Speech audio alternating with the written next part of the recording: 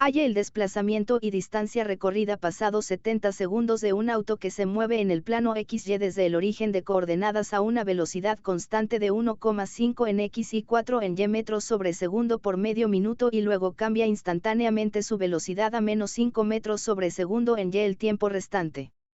Veamos la situación.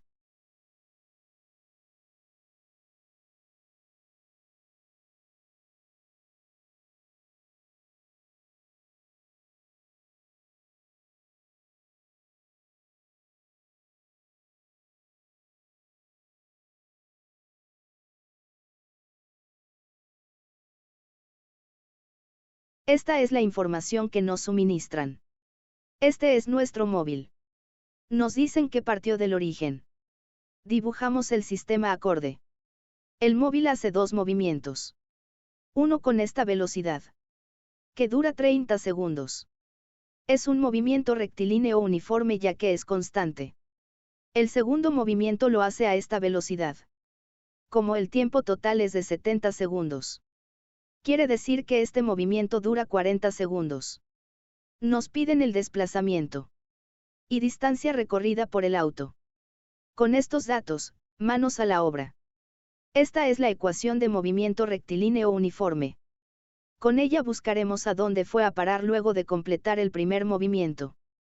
Sustituimos. Obtenemos esto. Estas son las coordenadas de este punto. Esta es la posición inicial del segundo movimiento. Partiendo de la misma ecuación.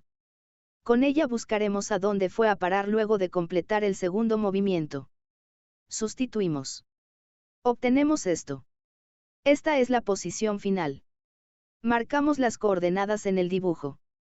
Calculemos el desplazamiento. El punto inicial es al inicio del movimiento, en el origen. El punto final es el final del segundo movimiento que llamamos R2. Sustituimos. Resulta esto.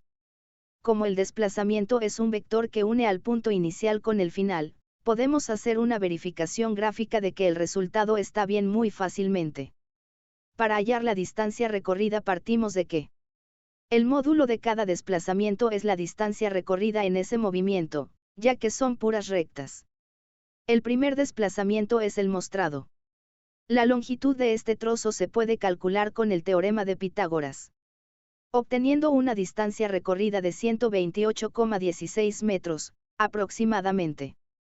Para el otro tramo, es un recorrido totalmente vertical. Es fácil ver que, si restamos los y, obtenemos 200 metros. En total el móvil recorrió 328,16 metros. Continuemos con el problema de encuentros. Un pintor trabajando en la azotea de un edificio de 10,5 metros de altura deja caer accidentalmente una lata vacía de pintura. ¡Qué peligroso! Al mismo tiempo, desde el primer piso a 2,5 metros del suelo un elevador con un grupo de obreros asciende desde el reposo con una aceleración constante de 2 metros sobre segundo al cuadrado. El pintor ya sabe que lo van a chalequear sus compañeros que lo vieron todo. Nos piden tiempo transcurrido y altura del ascensor cuando la lata le pasa por el lado. Velocidades de cada uno justo cuando la lata golpea el suelo. Nos dieron esa información. Identificamos uno y otro móvil. Esta es la altura inicial del primer móvil. Dejar caer implica que parte del reposo. Esta es la altura inicial del otro móvil, que parte con la misma velocidad, pero difiere en aceleración. Nos piden el tiempo de encuentro y la altura del ascensor. Es un hecho que se van a encontrar porque van uno hacia el otro. También quieren la velocidad de cada móvil justo cuando la lata llega al suelo. Comencemos. Esta es una imagen segundos antes del desastre. La lata justo va a empezar a caer ahora. Por conveniencia colocaremos el sistema de referencia aquí. La altura de la lata es esta. Y la del ascensor es esta otra. Partimos de esta ecuación. Como parten del reposo tachamos esto. Para la lata, su altura inicial es 10,5 metros y su aceleración es -g. -g entre 2 es -5 metros sobre segundo al cuadrado. Para el ascensor, su altura inicial es 2,5 metros y su aceleración es 2 metros sobre segundo al cuadrado positiva porque acelera hacia arriba. Como 2 entre 2 es 1, queda simplificado así. Veamos el suceso. Ambos se cruzan en el punto E. Esta altura se da cuando las ecuaciones de la lata y el ascensor se igualan. Haremos esto mismo. Sustituimos. Separamos el tiempo de lo demás. Despejamos y obtenemos lo siguiente. Es un tiempo muy pequeño, ¿verdad? Si alguna vez se les cayó algo por la ventana notarán que es realista. La gravedad es una aceleración nada despreciable.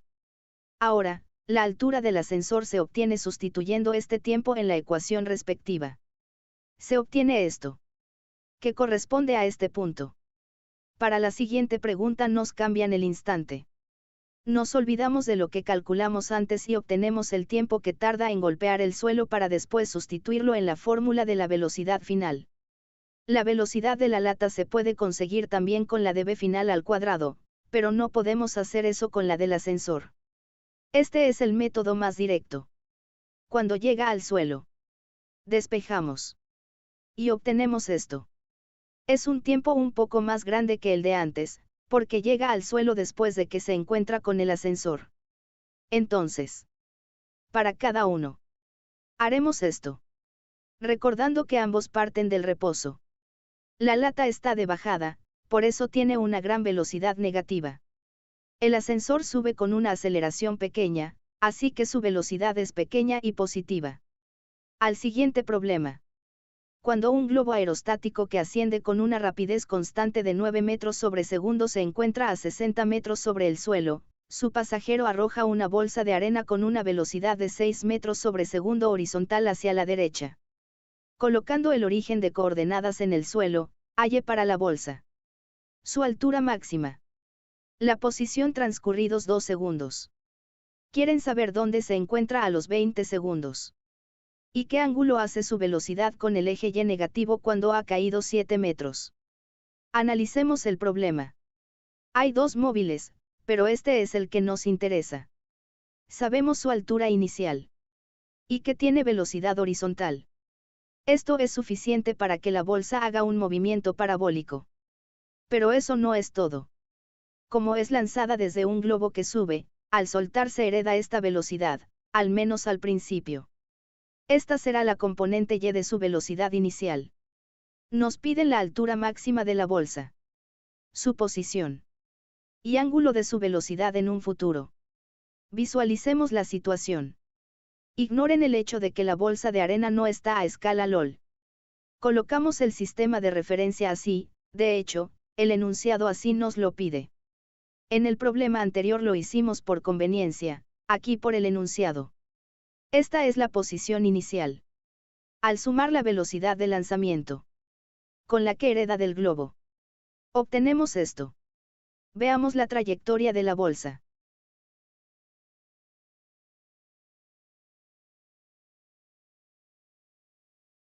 La bolsa sube un poco y luego cae. Queremos su altura máxima, que va a ser un poco mayor a 60 metros. Partimos de esta ecuación, considerando que el instante inicial es el punto de partida y el final es su altura máxima, cancelamos b final y sustituimos delta y por lo siguiente. Despejamos la altura máxima así. Sustituimos. La componente y de la velocidad inicial es 9 metros sobre segundo, la velocidad que llevaba el globo. El resultado es poco más de 64 metros respecto al suelo. Esta es la siguiente pregunta. Invocamos las ecuaciones de movimiento en X y Y. Solo se anula la posición inicial en X. Para obtener la posición a los 2 segundos sustituimos este tiempo, la altura y la velocidad en las ecuaciones de arriba. 6 por 2 es igual a 12 metros en el eje X, 60 más 9 por 2 menos 5 por 4 es 58 metros en Y. Que resulta en este vector utilizando esta notación. Esa posición corresponde a este punto. Para los 20 segundos. Repetimos el cálculo. El resultado es 120 metros en X y menos 1760 metros en Y. ¿O no? ¿Qué es esto? Como la bolsa de arena recorrió casi 2 kilómetros bajo tierra, ¿es esto posible? Pues no. Eso es un disparate. Recuerden que las ecuaciones de arriba realmente no son para la trayectoria. Son para la parábola. No están acotadas. Pueden colocar cualquier tiempo y la ecuación les va a dar un valor, pero eso no quiere decir que sea un valor lógico. El movimiento empieza a los 0 segundos y acaba cuando la bolsa llega al suelo. Fin. Cualquier tiempo antes o después de eso dará una posición que es un disparate. ¿Pero qué respondemos? Veamos la pregunta. Nos preguntan dónde se encuentra. La respuesta es simple. En el suelo. La bolsa no baja más que y igual a 0. Llega al suelo y se queda allí. El valor negativo que obtuvimos confirma que eso pasó hace bastante rato. A otra cosa. ¿Qué ángulo hace su velocidad con el eje y negativo cuando ha caído 7 metros? Cuando ha caído 7 metros, quiere decir que su desplazamiento respecto al lugar donde salió es de menos 7 metros. Eso nos ubica aquí. ¿Dónde la velocidad tiene esta forma? Veamos al vector de cerca. Apunta hacia la derecha y hacia abajo. Y forma este triángulo rectángulo con los ejes. Conocemos su componente X porque esta es constante. Queremos este ángulo. Necesitamos la componente Y. De nuevo, esta ecuación. Sustituimos. No hay peligro de raíces imaginarias porque el menos del desplazamiento se lleva al menos de la gravedad. Obtenemos esto. Tomamos la raíz negativa porque va de bajada. Tenemos los catetos. La tangente de Z es el cateto opuesto B sub X entre el cateto adyacente B sub Y. Aplicamos arcotangente para sacar el ángulo. Y sustituimos. El resultado es 22 grados. Notarán que no coloqué el menos de la velocidad. Se debe a que por este método estamos trabajando con las longitudes de los catetos, no con las componentes del vector. Hay un método alternativo. También se puede hallar el ángulo que hace el vector con el eje X mediante el cambio a coordenadas polares, en ese caso sí se coloca el menos. El ángulo polar es la arcotangente de menos 14,87 entre 6. El resultado es menos 68 grados. Si le suman 90 grados obtienen 22 grados, que es el ángulo entre el vector y el eje Y. Prosigamos. Un ventilador de techo de 1200 milímetros de diámetro, esto es 1,20 centímetros. Es capaz de efectuar un máximo de 350 vueltas en un minuto, girando en sentido horario en torno a un eje que pasa por su centro. Modelando un aspa del ventilador como una partícula ubicada a una distancia igual al radio del ventilador, medido respecto a su eje de rotación, determine su frecuencia de rotación y periodo. Quieren que dibuje y escriba en coordenadas polares, los vectores velocidad tangencial y aceleración centrípeta cuando el aspa pasa por la posición más menos 0,6 metros en el eje X y nos informan que le toma 3 segundos al ventilador alcanzar su rapidez máxima desde el momento en que se enciende. ¿Cuánto vale la aceleración tangencial del aspa durante ese tiempo? Esta es nuestra información de interés. Nos dan el diámetro del ventilador. El número de vueltas que da en cierto tiempo. El sentido de giro. Nos piden frecuencia. Y periodo. Junto con un par de vectores. En un instante particular. Además del módulo de la aceleración tangencial. Empecemos por el principio. El periodo es el tiempo en dar n vueltas entre n. Sabemos que da 350 vueltas en un minuto, que es lo mismo que 60 segundos. Así que el periodo es de 0,17 segundos. Lógico, un ventilador que gire lento no es un ventilador muy útil. La frecuencia es su inverso. Reciclamos lo anterior. Y obtenemos esto. Vemos que da casi 6 vueltas por segundo. Una frecuencia razonable para un ventilador. Con esto podemos hallar la rapidez y aceleración, necesarios para la siguiente pregunta. La rapidez es distancia entre tiempo. El aspa recorre el perímetro de la circunferencia en el periodo, resultando en este valor. Por otro lado, la aceleración centrípeta tiene este valor. Mantener algo dando vueltas en círculos requiere mucho esfuerzo. Veamos esos vectores. La posición del aspa es más menos 0,6 metros en X cuando pasa por los puntos A y B. Por ser horario, esta es la velocidad. La aceleración apunta hacia el centro. Escribamos los vectores en A. El módulo de B fue el que obtuvimos antes y su ángulo es 90 grados. En cambio, el ángulo de la aceleración centrípeta en ese punto es 0 grados. También vale 360 grados. En B, el ángulo de la velocidad es 270 grados o menos 90. Y el de la aceleración centrípeta es 180 grados. Para la última pregunta, llamaremos una fórmula de cinemática en línea recta.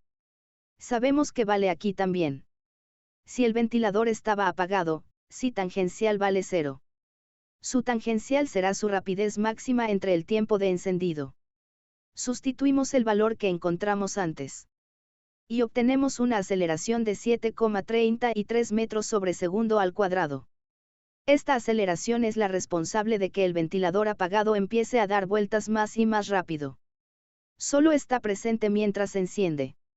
Estamos llegando al final del examen. Vamos con la gráfica. Cuando nos presentan una gráfica en una cuadrícula, lo primero es identificar la ubicación de los ejes. Leamos el enunciado. Nos dan la gráfica de velocidad en función del tiempo de un móvil que estaba en el origen a los 2 segundos de iniciar su movimiento. Quieren como siempre los gráficos de aceleración y posición en función del tiempo. Además de unas preguntas de interpretación. ¿Cuándo se desplaza hacia la derecha del origen? ¿Cuándo hacia su izquierda? ¿Cuándo frena? ¿Cuándo acelera? Distancia recorrida total. Velocidad media los primeros 4 segundos. Este es el dato, pero en palabras. Comencemos. Por este camino necesitamos pendientes. Para este tramo, la aceleración entre 0 y 2 segundos es la velocidad a los 2 menos la velocidad a los 0 entre el tiempo. Leemos la gráfica. Y evaluamos. El siguiente tramo, es una función constante igual a 0. Quiere decir que el móvil permanece en reposo durante 1 segundo. Su aceleración es nula. Repetimos el cálculo anterior para los demás tramos.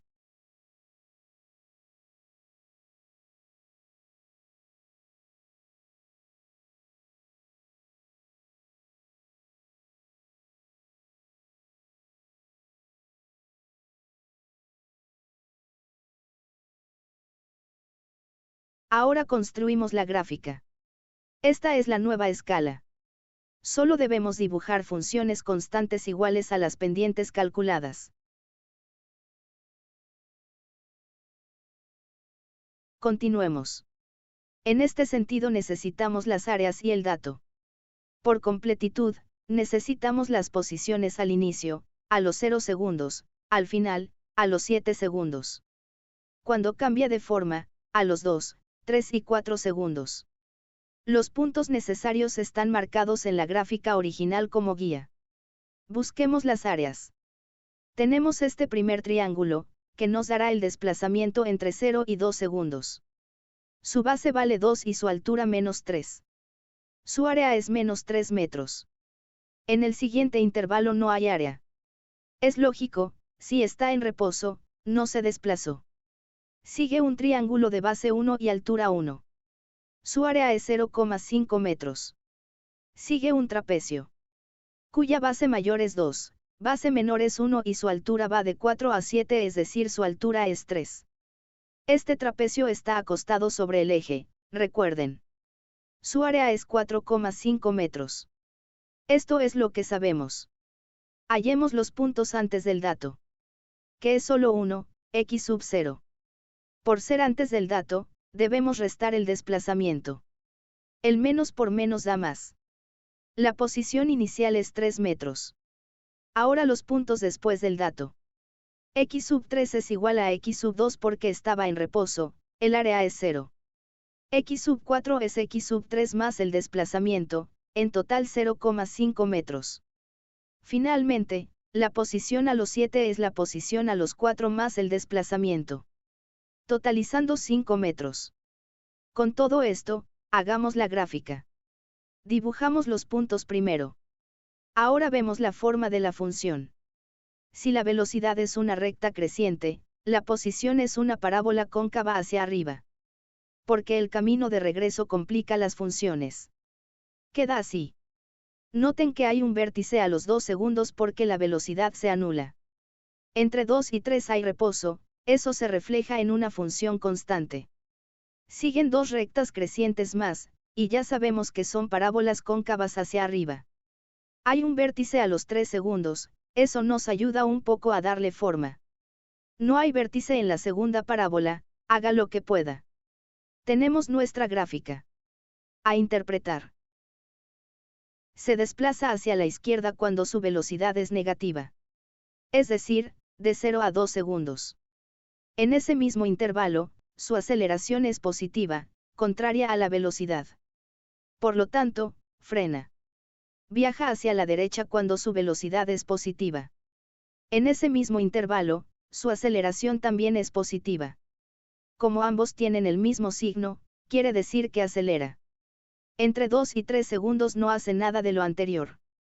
Como está en reposo no se mueve ni hacia la izquierda ni hacia la derecha. No frena ni acelera. La distancia recorrida será la suma de las áreas que calculamos antes sin signo. 3 metros más 0,5 metros más 4,5 metros es igual a 8 metros. Finalmente, la velocidad media es el desplazamiento entre el tiempo. Conocemos estas posiciones gracias a la gráfica de posición versus tiempo. Sustituimos. Obtenemos esto. Se trata de un promedio de las velocidades del intervalo. Es lógico que de este valor viendo la gráfica de velocidad. Estamos promediando una gran velocidad negativa con reposo con una pequeña velocidad positiva. El promedio siempre tiende al valor más extremo, que en este caso es el -3, que fue su velocidad inicial. Hemos terminado el examen. ¿Qué tal salieron?